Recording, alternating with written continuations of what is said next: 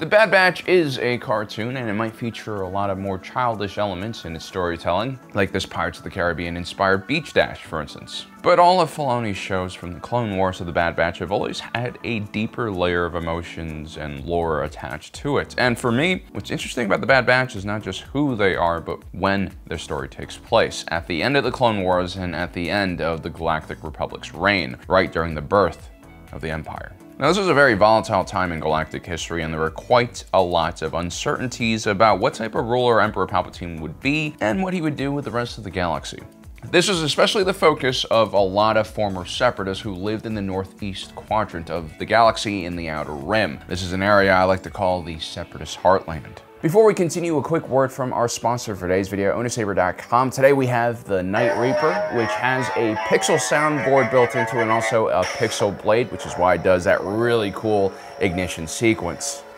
I really like the design of the emitter on this lightsaber. The duckbill opening does a great job at holding the pixel blade in place. From my knowledge, this hilt isn't modeled off of anything in the lore. It's kind of like a free-form design. This is also one of the lighter hilts available from OwnerSaber.com, making it terrific for training or sparring. The Night Reaper can be paired with a RGB blade, which is more simply designed and can withstand heavier impacts. But I also do recommend the pixel blade because an LED strip runs along the entire length of the blade and provides all sorts of cool sound effects and visual effects when you use it. If you guys are interested in this product, we have a great deal for you. 20% off if you use our promo code PORG, that's all caps. Thank you for your patience. On to the rest of the video. If you take a look at a map of the galaxy during the Clone Wars, you'll notice that Separatist space wasn't one large continuous territory. Instead, it was several strongholds dotting the Outer Rim, but cut off by large third-party territories like the Hutt clan or various Republic offensives. At the core of the Confederacy of Independent Systems, you had the Separatist Council, leaders of industry, finance, transport, and manufacturing. These powerful business and political leaders could provide all of the infrastructure and resources a newly nation would desperately need.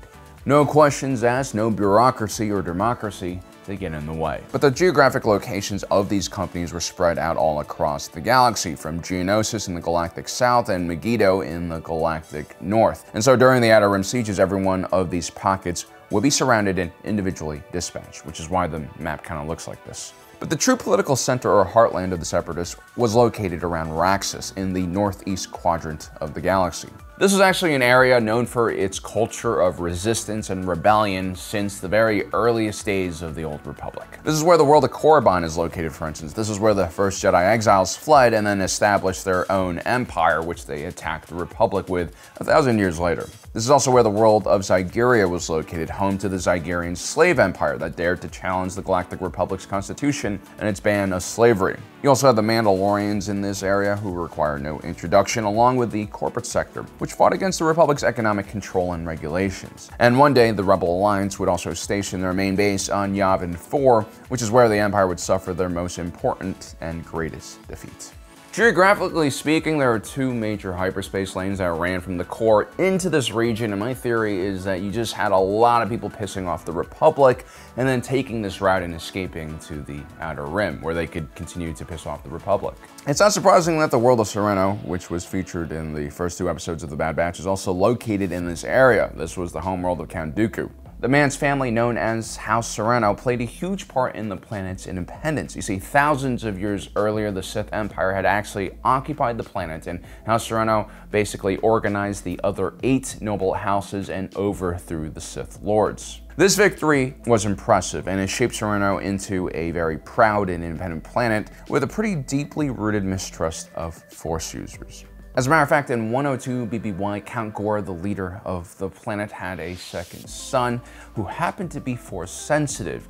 And in disgust, Count Gore would basically take this young boy named Dooku and place him in the woods outside of their palace. Now, in Count Gore's defense, well, not really his defense, but he did call the Jedi Order and tell them where this baby would be located so that Dooku wouldn't just freeze to death.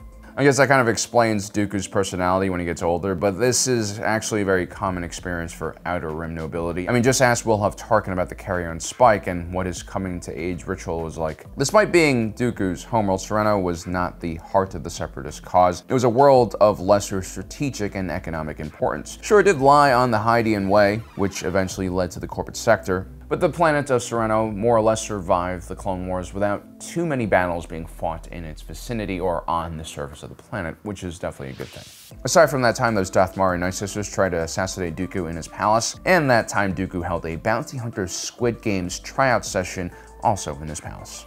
And this is mainly because Count Dooku ordered a large Separatist fleet to stay in the vicinity of his home world. Now, like most prominent Sith Lords from Vitiate to Sidious, Dooku would also doom his home planet. At first, it's because of his greed.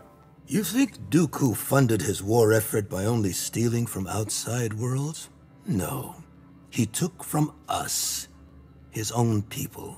Dooku, like most demagogues, only pretended to care about the rights of the average man. When he wasn't giving rousing lectures to the masses, he was basically stealing money and credits from every planet he visited, including from his own people on Serreno.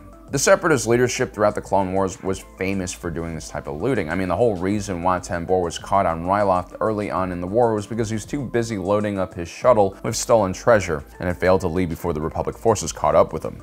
But what really doomed the planet of Serreno was something a bit simpler. Dooku's connection to Darth Sidious, the new emperor of the galaxy. Once Dooku proved to be no longer of any use to Sidious, the Dark Lord quickly began to erase any connections he might have had with his apprentice. I mean, it just wouldn't be good for Palpatine if everyone found out that the whole Clone Wars was fake and that Count Dooku was literally his apprentice. And so this also meant taking over Dooku's private palace and taking literally everything they could find so that it can be stored and hidden away from the public's prying eyes. And for good measures, it seems like they brought in a few Imperial-class Star Destroyers and destroyed the town that was right next to Dooku's palace. I'm actually surprised that Palpatine didn't do more widespread damage to the entire planet so we can wipe any trace of Count Dooku's existence from the records. Now, far more important than Serreno was the nearby planet of Raxus Secundus.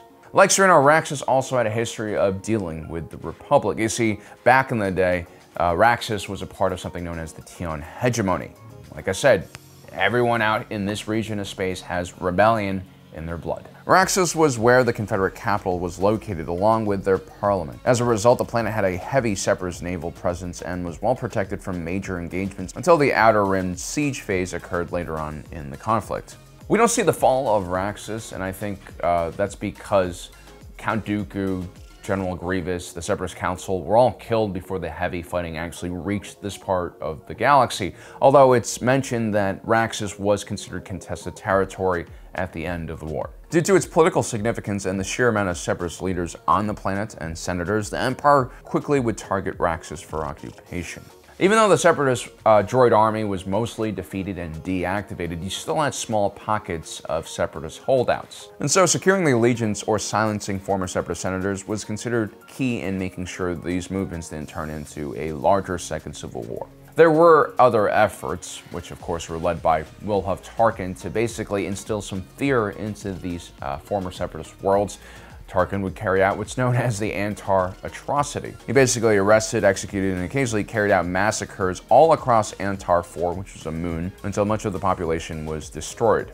And so what was this planet's crime? Well, it joined the Separatist cause. And Wilhuff Tarkin doesn't even try to make any distinction between Separatists and also Republic loyalists who happen to live on this planet. And finally, when the news media found out about this, they started spreading the word about what Tarkin was doing, and that ignited a lot of controversy and protest. Tarkin would actually have to be reassigned from the Western Reaches to the Outer Rim in order to take attention off of him. He would be assigned to the construction of the Death Star during this time period. Palpatine considered Tarkin one of his favorites. This is why he gets this cushy landing here. You see, in those early days, the Empire still worried about public opinion. Not even an authoritarian could get away with doing crazy stuff without consequences. And so the Empire tried to appease the local leaders of the planet and use them as puppets who could repeat their orders and directives. On Raxus, you had individuals like Senator Avi Singh, a former member of the CIS Parliament. He was instructed by the Imperial Garrison Commander Captain Bragg to basically sell his people the occupation. A mandatory curfew will be put into effect for your protection. Such measures were approved by your esteemed Senator Avi Singh, who would like to say a few words about the importance of cooperation.